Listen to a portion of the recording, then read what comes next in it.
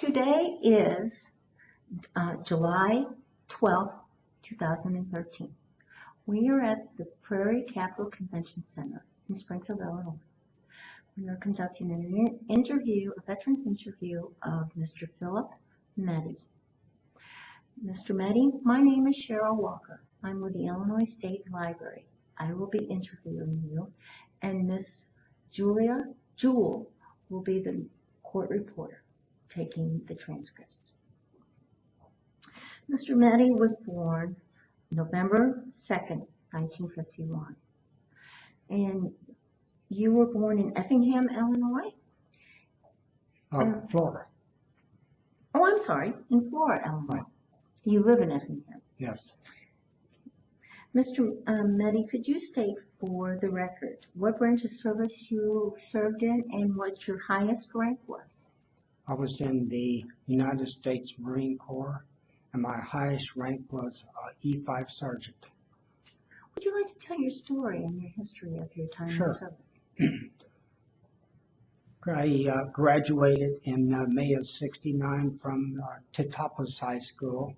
I grew up on a small farm in near Diedrich in Effingham County. The third oldest of 7 children, had 2 older sisters, and after high school I was tired of school, and I had made up my mind I was going to join the military, in particular the Marine Corps. Being born late in the year and the war going on, my parents would not sign because I was 17, and as soon as I could, I joined. Actually, I enlisted on December 1st, 1969, which broke my mom's heart because I left, and I left before Christmas. The same day, I got shipped out to San Diego, California for boot camp. Could I talk about boot camp? Yes, please do. Boot camp was the most life-changing experience because I never been away from home much. It was a great experience. I can still remember like my platoon number 3217, and my rifle number 1133-11-8. We had the I'm sorry, your what number? Rifle 1133-11-8. I know part of my journal orders because this stuff was drilled into our heads. And of course, boot camp was very tough physically more than mentally. I thought at times they were going to kill us. The hardest part was doing push-ups on our knuckles on the asphalt in December and January. And if you stuck your thumbs out, they would come by and step on them. It was so hard that my knuckles would bleed. But that was part of boot camp. I loved drill.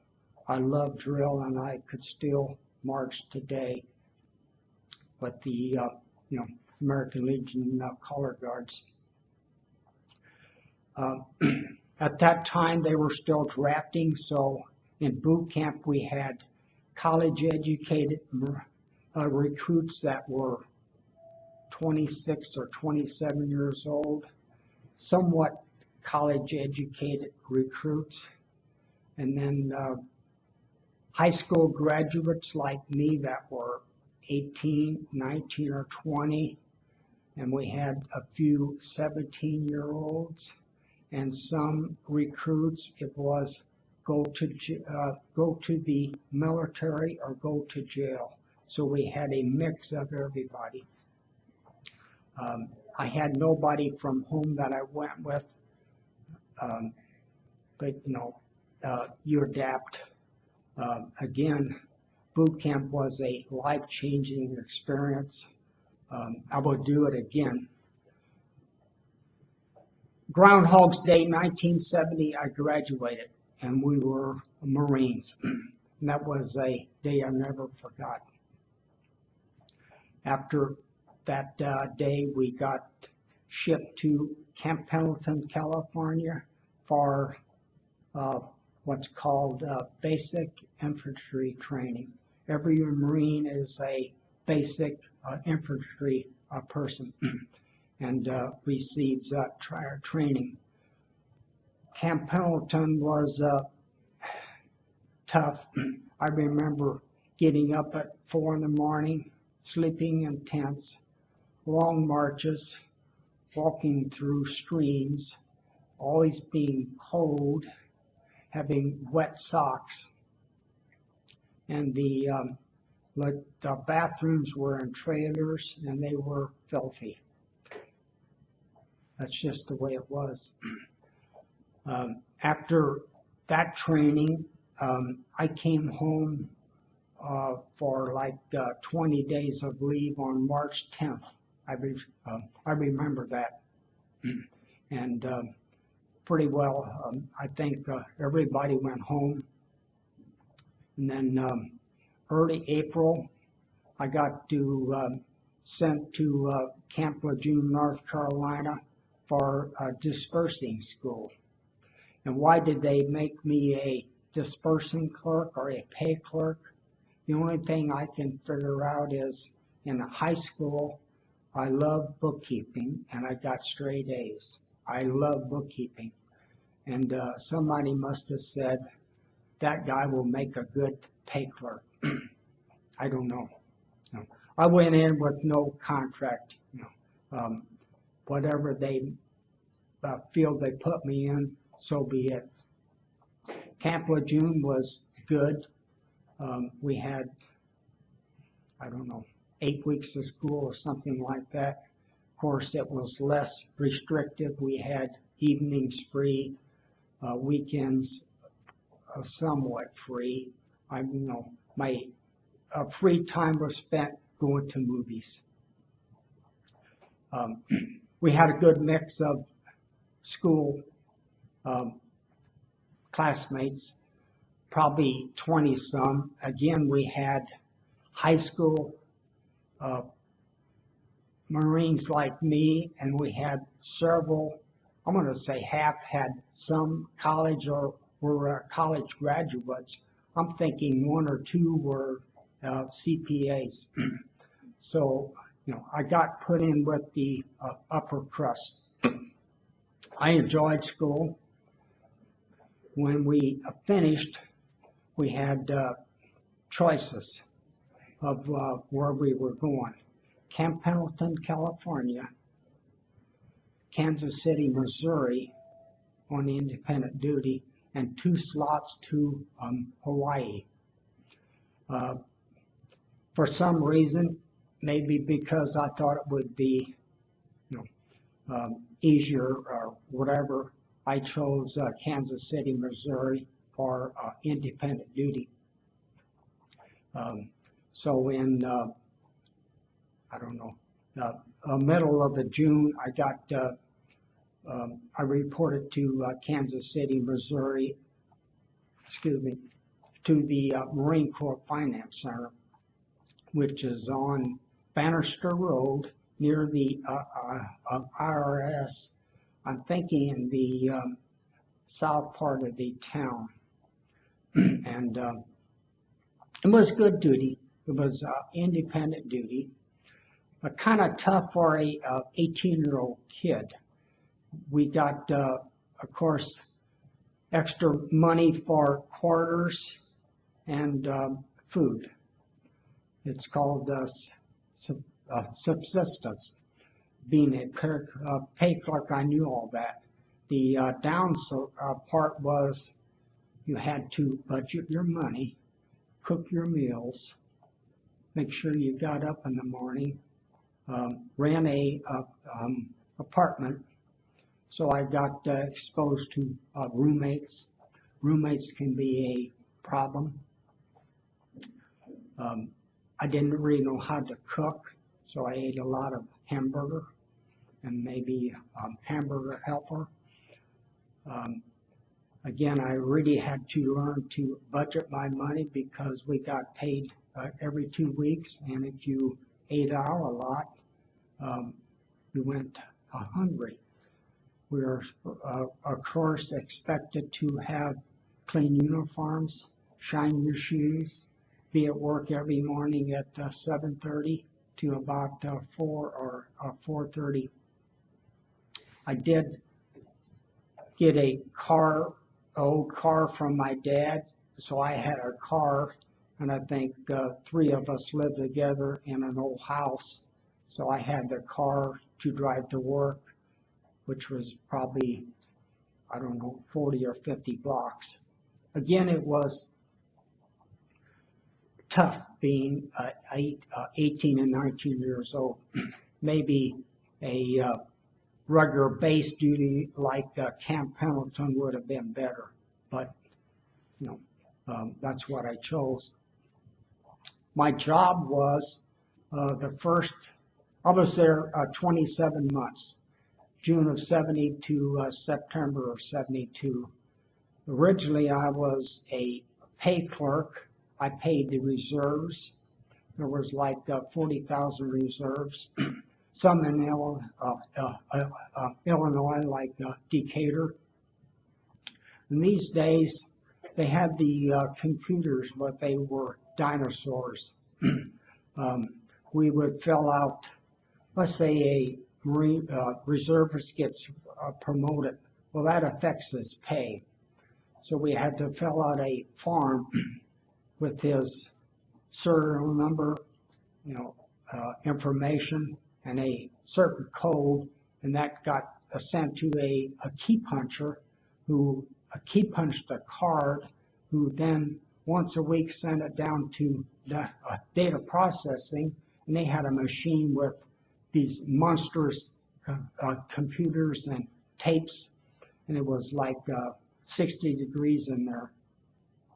Once a week they would update the records, because when these reservists did their weekend, of course they got paid for it. And then once a year they would go on their 2 weeks of active duty, I call it. It was a decent system, but it had a lot of problems. A lot of mistakes were made, so we spent a lot of time correcting mistakes. The last year I was actually the key puncher, and I enjoyed that job.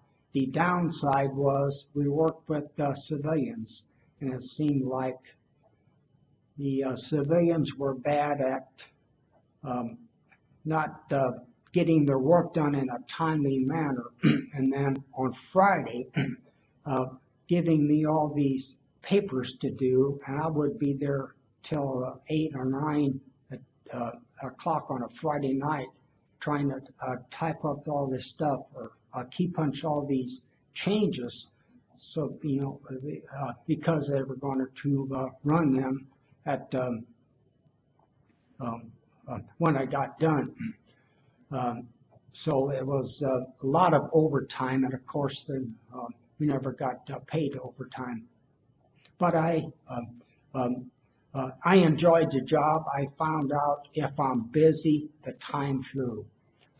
I first thought it would be great to have a job and just sit at a desk and do nothing. But when you're busy, time flies.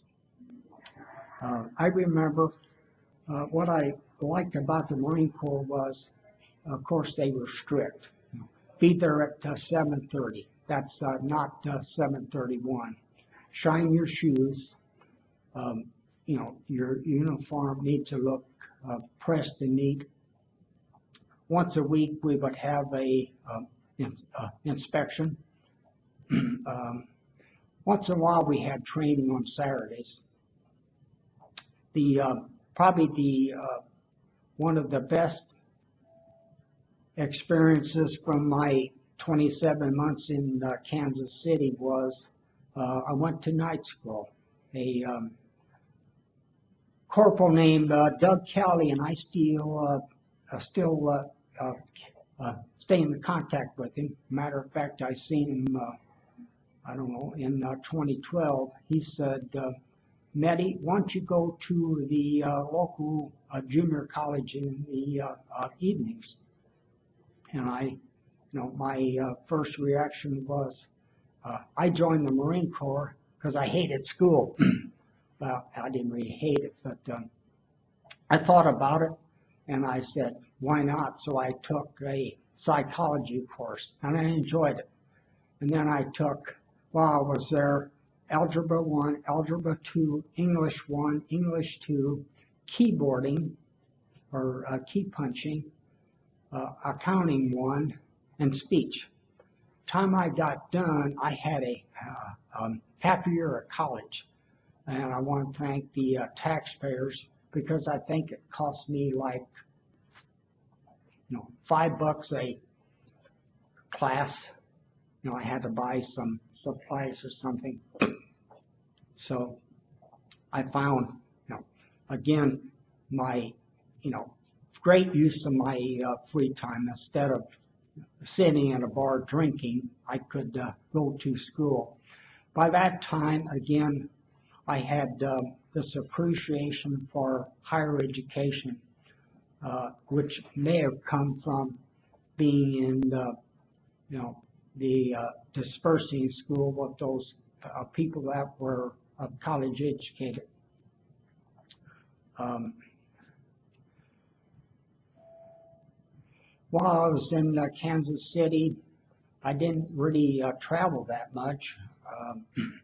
A good friend, Tom McDowell, was from Detroit. He was a draftee, and I started to write his sister. Next thing I know, I flew to Detroit about 2 or 3 times. I was long distance dating, and when I got out, it fell apart. But and also, when I was in Kansas City, when I was 19, I had my first date. I'd never had a date with a girl because, a girl's a bite, I guess. So that was a part of growing up again. One other interesting thing was in North Carolina, you could drink beer on base at the age of 18. In Kansas, you could drink beer at the age of 18. Of course, Kansas City, Missouri is real close to Kansas, the state of Kansas. So whenever I wanted to drink beer, all I had to do was go to Kansas and drink beer. Drinking beer was not a big priority in my Marine Corps years, but I thought it was right. If you could serve your country, you could, at least have a beer. Over the years, I have kept in contact with this Doug Kelly, who's retired now, and 2 guys from Texas, Bob Nipp from Lubbock, NIPP, and Jim Warren from Hockley, Hockley. In 1997, my wife Linda and I and my daughter went to see them. It was a great, visit, and I still correspond with them, and I hope to see them again someday.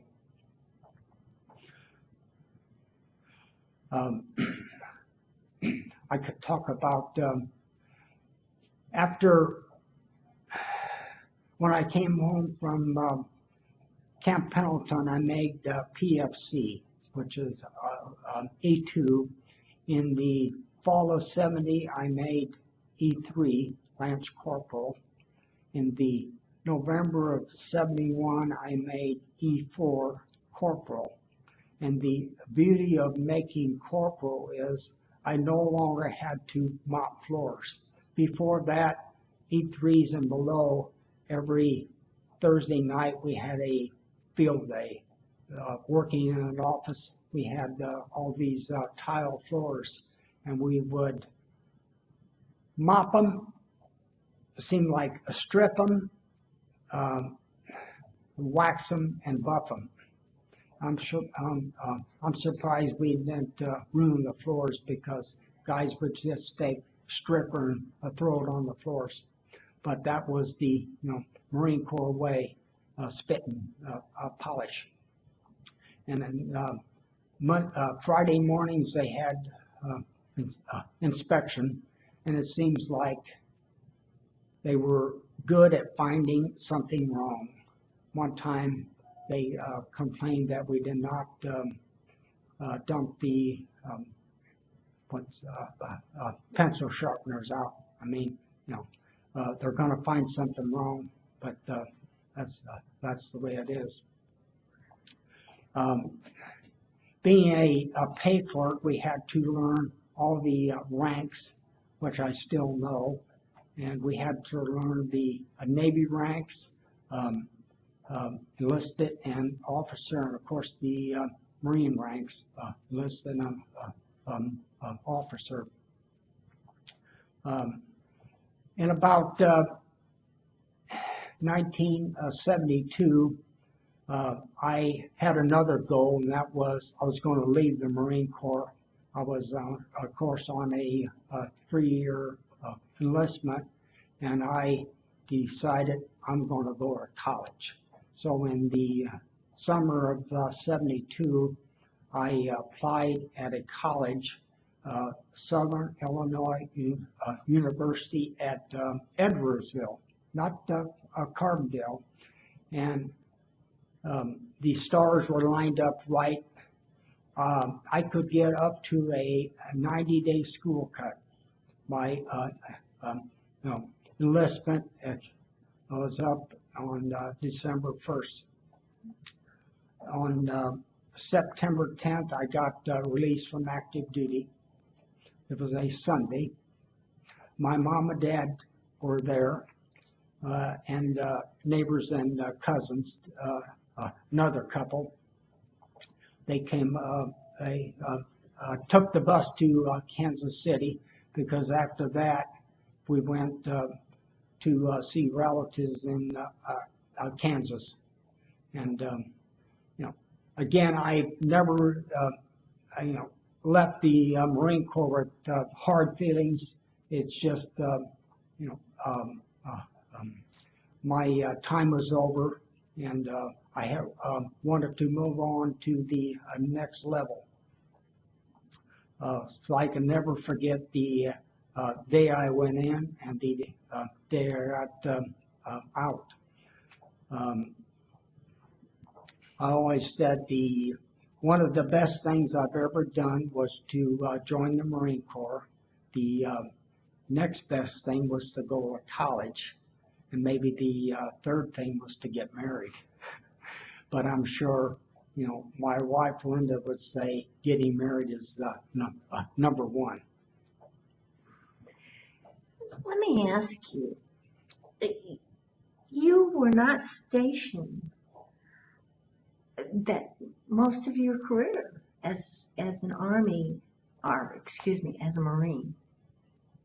My fault.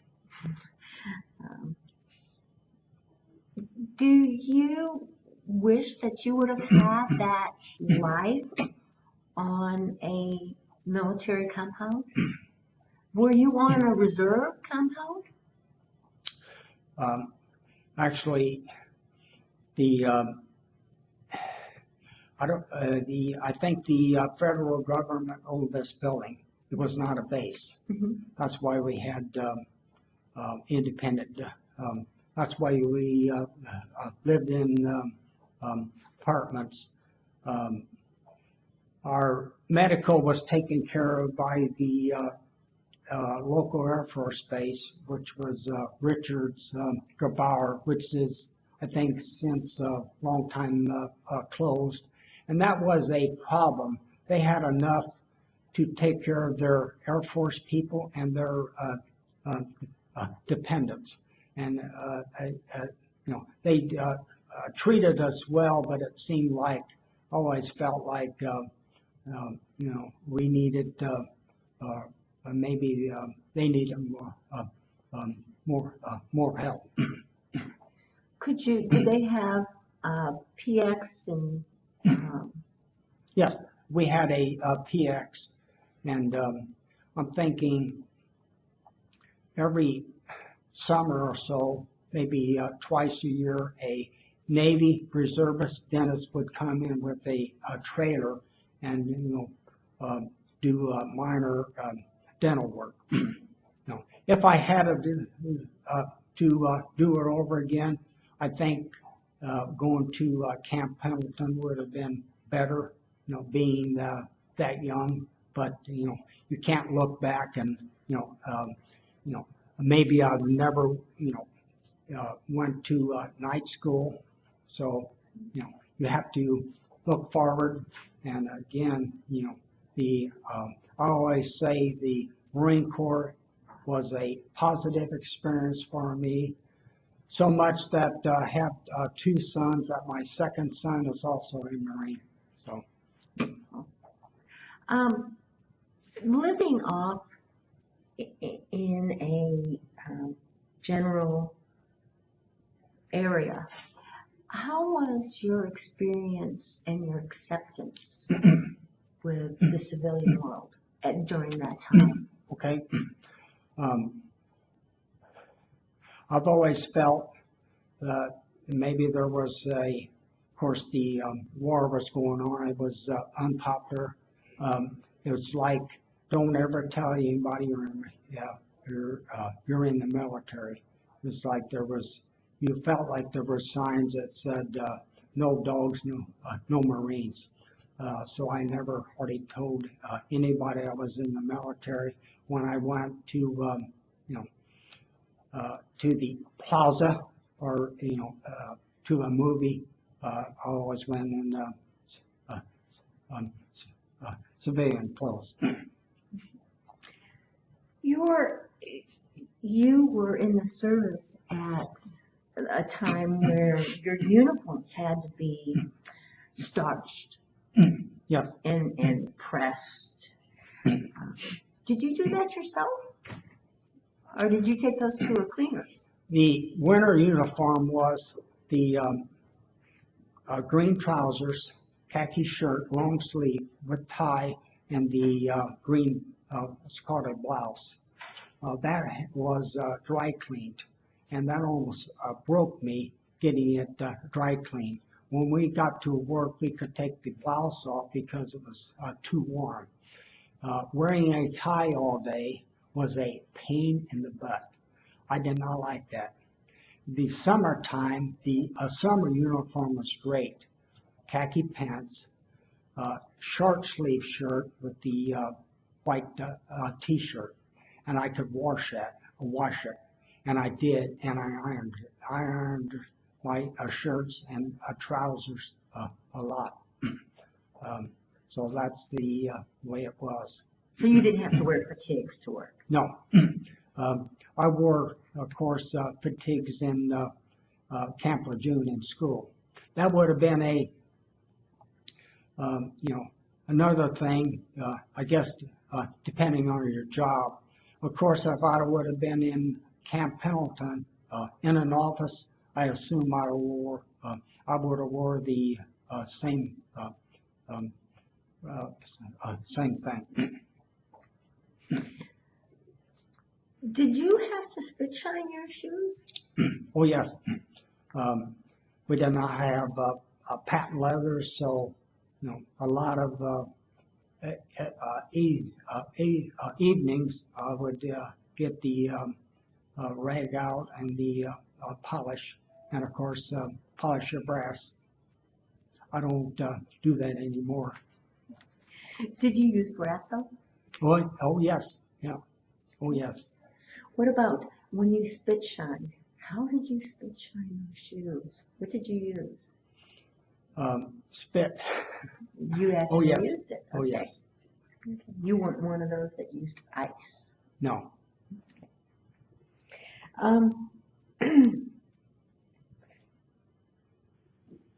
So there anything that you would like to share any other information? One time, they asked for a volunteer to go to Okinawa, and I volunteered, but I never got accepted. My son was there. I think that would have been a great duty, you know. And a lot of us thought about, why don't we just volunteer for Vietnam? But you know, I hate that term, you know. But in hindsight, probably not going to Vietnam means I don't have PTSD or health problems. So I did what I did what I did. You're a veteran. You served our country. And I would do it again, and I think everybody should, you know, try to serve. You are active in the American Legion. Are you active in any other veteran organizations? Yes, I'm a lifetime member of the Marine Corps League. I'm the local commandant, which is the commander. We have a small organization in Effingham. I'm also a lifetime member of the 40 and 8, which is 40 and 8, which originally was the Fun and Honor Society of the American Legion. Since then, it's independent. Oh, it is independent. Yes, okay. They could not get along. Would you like to explain what the 40 and 8 is? Okay. It's 40 and 8. In World War I, our troops were transported to the front in boxcars, French boxcars, and called Voyageurs.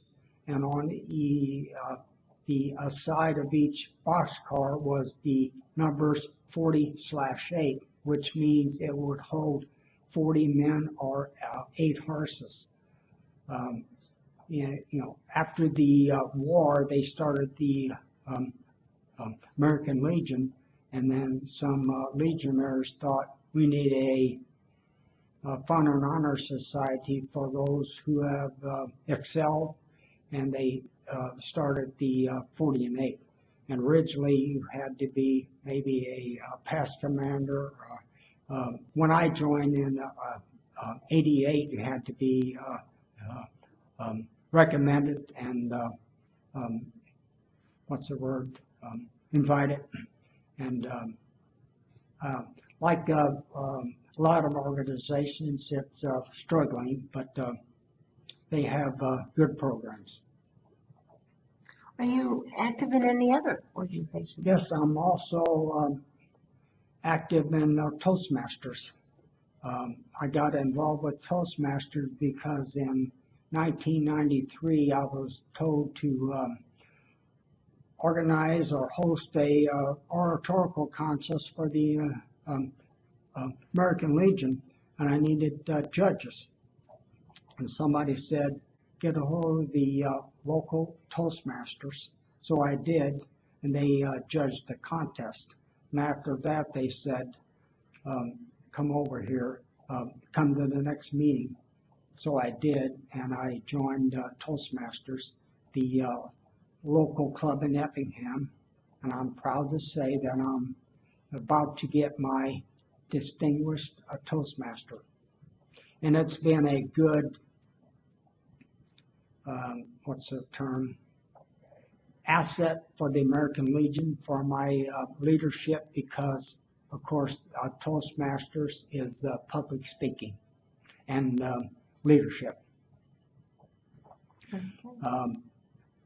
My other activity is my local Catholic church. I'm a lector and a extraordinary extraordinary minister, and right now I'm also on the building committee.